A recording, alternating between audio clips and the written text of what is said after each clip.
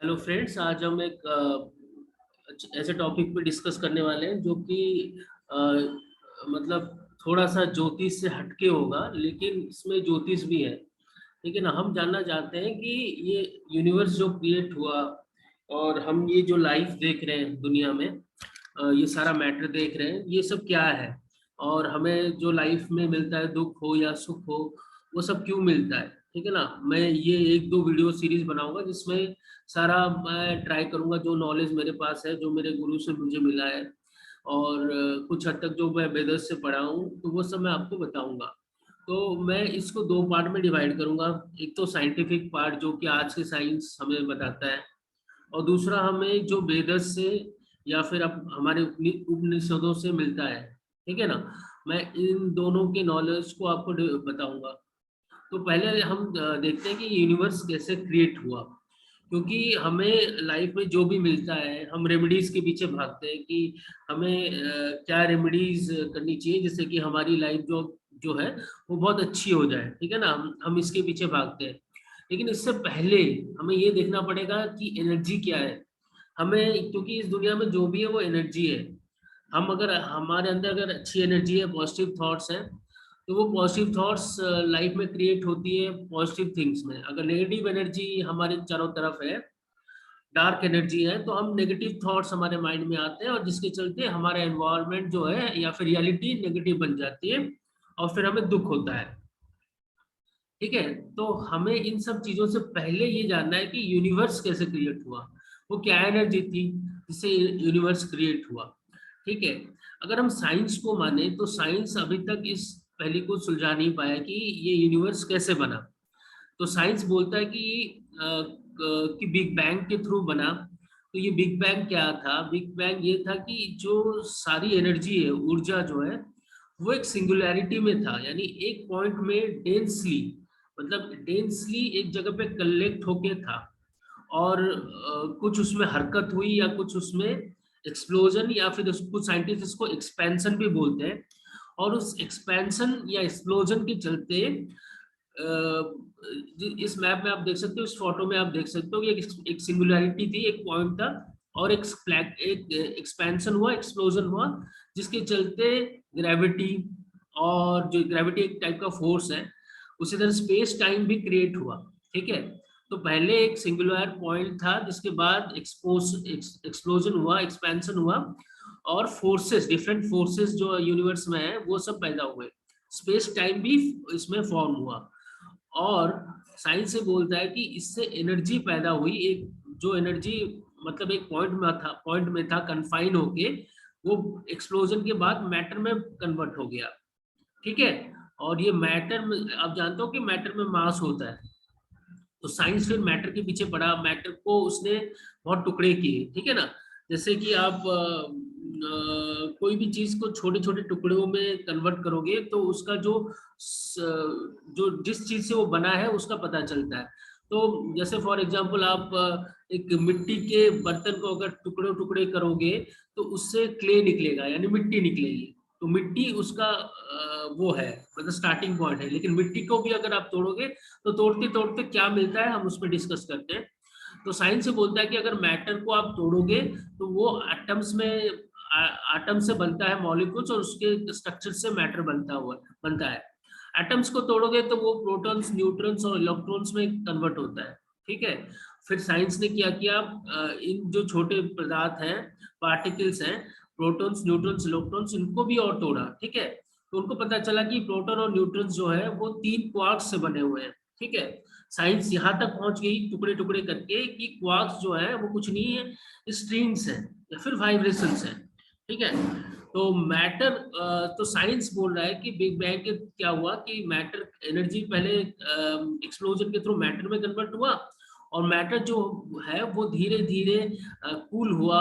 और कूल होने के बाद, क्योंकि उसमें बहुत हीट था, क्योंकि कोई एनर्जी अब एक्सप्लोड होती है उसमें बहुत ज्यादा हीट होता है, मतलब थोड़ा टाइम के बाद वो मैटर जो है वो कूल हुआ।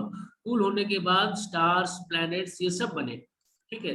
तो इस इक्वेशन को तो आप सब जानते हैं, E equals to MC square. इससे सारा कुछ बना हुआ है, जो भी आप मेटेलिस्टिक चीजें देखते हो लाइफ में, जो टेलीफोन हो गया या फिर कोई भी एनर्जी जिससे मैटर में कन्वर्ट किया जा सकता है। ठीक है, तो इस इक्वेशन से हम जो भी आप देखते हो, कार हो गया या फिर कोई ट्रैवल वाला चीज हो गया या फिर कोई टेलीफोनिक चीज हो गया, कुछ भी चीज आप देखते हो तो इस साइंस से ही, इस फॉर्मूले से ही बना हुआ है। तो एनर्जी को मैटर में कन्वर्ट करना। तो साइंस इस डिस्कवरी के बाद बहुत सारा चीजें हम लाइफ में उपयोगिता में आया। ठीक है, तो साइंस इसके बाद और भी पता लगाने की कोशिश कर रहा है कि कैसे ये बिग बैंग हुआ। ठीक है ना, तो उसके पीछे फिर उन्होंने देखा कि इससे भी छोटे पार्टिकल्स में हम जाएंगे। ठीक है, तो वो कि मैटर कैसे पैदा होता है, जो एनर्जी से मैटर कैसे पैदा हुआ, उसके पीछे वो रिसर्च करते हैं साइंस। तो उन्होंने क्या किया, फोटोन और इलेक्ट्रॉन को, जो कि एक मैटर का ही छोटा पार्ट है, ठीक है ना, फोटोन और इलेक्ट्रॉन को अगर आप हाई एनर्जी में कोलाइड करोगे तो एक नया मैटर पैदा होता है, जो कि अभी रिसेंटली कुछ साल पहले ही हिग्स बोसन जो है मैटर को उन्होंने जन्म दिया था। तो अगर आप फोटोन और इलेक्ट्रॉन को एक कोलाइडर में कोलाइड करोगे हाई एनर्जी के साथ, तो एक मतलब एक नया पार्टिकल, नया मैटर पैदा होगा। तो जो कि हिग्स बोसन बोला गया। ठीक है, लेकिन अभी तक साइंस इस बात को नहीं बोल पाया कि ये जो बिग बैंग हुआ वो किसने ट्रिगर किया। ठीक है ना, क्वांटम फिजिक्स बोलता है कि क्वांटम फिजिक्स से that some events have no cause, मतलब इस कॉज को ये बता नहीं पा रहे, तो ये बोलते हैं कि कुछ इवेंट्स ऐसे होते हैं जिनके पीछे कोई कॉज नहीं है। ठीक है, तो साइंस अभी तक इस राज का पर्दाफाश नहीं कर पाया कि कैसे कैसे इस यहाँ पर कुछ हुआ, इसके चलते एक्सप्लोजन हुआ, क्योंकि कोई भी चीज बिना कॉज के नहीं हो सकता यूनिवर्स में। तो ये कॉज क्या है, इसके पीछे साइंस नहीं अपने हाथ खड़े कर चुके हैं। ठीक है ना, तो साइंस यहाँ तक तो पहुंच गया है। ठीक है, कि मैटर के बहुत ही सूक्ष्म जो होता है ना, बहुत ज्यादा स्ट्रिंग्स तक पहुंच गया कि मैटर कैसे बना हुआ है, उसके तोड़ते तोड़ते स्ट्रिंग्स तक, क्वार्क्स तक पहुंच चुका है। लेकिन ये कैसे हुआ, मैटर एनर्जी, एनर्जी जो मैटर में कन्वर्ट हुआ, ये कैसे हुआ, इसके पीछे जो कॉज है इसको अभी तक वो जान नहीं पाया है। लेकिन यही चीज अगर हम वेदस में जाए, अपने वेदस में जाए, तो इसका आंसर आपको मिल जाएगा। तो वेदस जो ऋग वेद है, अगर आप पहले पढ़ोगे तो ये जो कॉन्सेप्ट बिग बैंग वाला कॉन्सेप्ट है, ये जो साइंटिफिक डिस्कवरीज आप जो देख रहे हो, ये 19th सेंचुरी या 20th सेंचुरी के ही ये सब चीजें हैं। लेकिन हमारे वेदस जो है ये तो 5000 बीसी, मतलब बहुत सालों पहले ये वेदस लिखे हुए हैं। ठीक है ना, तो इसमें ऋग वेद भी है, जिसमें ऋग वेद, यजुर्वेद, ये 4 टाइप के वेदस हैं, समवेद और अथर्ववेद। ये जो 4 वेद हैं ये हमारे बहुत पुराने वेद हैं। तो ये ऋषि मुनि जो है उनके पास तो कोई कोलाइडर नहीं था। ठीक है ना, जिसके चलते जैसे सन में है आपके फ्रांस में, तो जिस तरह इलेक्ट्रॉन्स और फोटॉन्स को ये कोलाइड करते हैं, उस तरह का तो कुछ था नहीं। तो ये ऋषि मुनि जो है ये अपने योग शक्ति के द्वारा, मेडिटेशन के थ्रू, पार्टिकल के जो सूक्ष्म पदार्थ है उसको पहचान पाए, और कुछ भगवान से इनको नॉलेज मिला। तो इन नॉलेज को इन्होंने वेदस में कन्वर्ट किया अपने वाणी के थ्रू या फिर पोइट्री के थ्रू। तो ये जो पोइट्री है, ये ऋग्वेद, यजुर्वेद, ये सब यही है।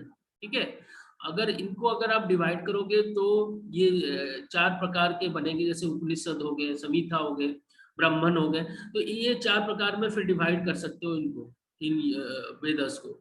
ये वेदस के जो ब्लॉक्स हैं ये बेसिकली 6 टाइप के हैं। ठीक है, शिक्षा, व्याकरण, छंद और निरुक्त और ज्योतिष। हम जो ज्योतिष पढ़ते हैं तो ये ज्योतिष यहाँ से ही है, एक टाइप का वेदस का ब्लॉक ही है ये, कल्प। तो ये जो 6 हैं, तो ये 6 के बेसिक में ये सारे इंटरलिंक्ड हैं। ठीक है, तो वेदस को समझना पड़ेगा तो आपको ये इससे शिक्षा, व्याकरण, ज्योतिष, कल्प, ये सब सीखना पड़ेगा। उपनिषद को पढ़ना पड़ेगा, तो क्योंकि सारा इनके साथ इंटरलिंक्ड है।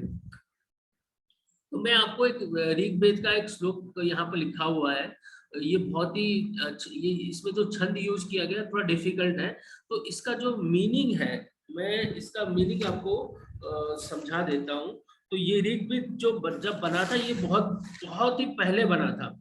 ठीक है ना, और ये साइंस अभी इसी को सोच रही है कि ये वेदस में ये पहले ही लिखा हुआ है बिग बैंग थ्योरी के ऊपर। तो जबकि हमारे ऋषि मुनि ये सब चीजों को पहले से ही जानते थे अपने योगिक पावर के थ्रू, क्योंकि साइंस अभी तक कॉज को नहीं समझ पाया। लेकिन हमारे वेदस में इस कॉज के बारे में बताया गया है कि इस श्लोक में यही लिखा गया है कि संसार से पहले कुछ भी नहीं था, ना सत था ना असत था, मतलब कोई एग्जिस्टेंस ही नहीं था। ठीक है, अगर आप इस पर इंटरेस्टेड हो तो आप वेदस के ऊपर रिसर्च कर सकते हो, तो इसमें सारा कुछ लिखा हुआ है। तो मैंने यहाँ पर लिखा हुआ है कि ये जो कॉज था हमारे, जो आप अगर पूरा ये वेदस पढ़ोगे तो इसमें आपको ये पता चल जाएगा कि कोई एक था, ठीक है ना, कोई एक था जो जिसके अंदर एक डिजायर पैदा हुआ कुछ बनाने का, ठीक है ना, थॉट और डिजायर। क्योंकि हमारे योगिक कल्चर में बिना कॉज के कोई भी इफेक्ट नहीं होगा, कॉज और इफेक्ट साइमल्टेनियसली चलता है। तो हमारा ये जो कॉज है इसको कोई एक स्पेशल एंटिटी है जिसने बनाया है ये कॉज को। तो ये कॉज उनके मन में आया कि कुछ डिजायर आया, कुछ थॉट आया कि वो कुछ दुनिया को मतलब कुछ बनाए, ठीक है ना। तो उन्होंने वो जो थॉट या डिजायर है वो ही एनर्जी है, वो एनर्जी के थ्रू फिर मास में या मैटर में कन्वर्ट हुआ। ठीक है, तो ये मैं नेक्स्ट वीडियोस में बनाऊंगा, बताऊंगा कि कैसे फिर वो जो एंटिटी था वो कैसे उसके मन में थॉट आया और डिजायर आया और उनके पास क्या क्या था, इसके चलते उन्होंने फिर एनर्जी बनाया, मैटर बनाया, और जो आजकल आप सब कुछ देखते हो। तो इसके अंदर ज्योतिष भी हम पढ़ेंगे, क्योंकि ज्योतिष भी इसके अंदर एक टाइप का भेद है। ठीक है, ज्योतिष भी यहाँ पर आता है। तो हम नेक्स्ट क्लास में देखेंगे कि भगवान या फिर वो एंटिटी ने कैसे बनाया, या भगवान ब्रह्मा विष्णु महेश या फिर क्या है, इसके पीछे हम सारा कुछ देखने वाले हैं। चलो, थैंक यू सो मच।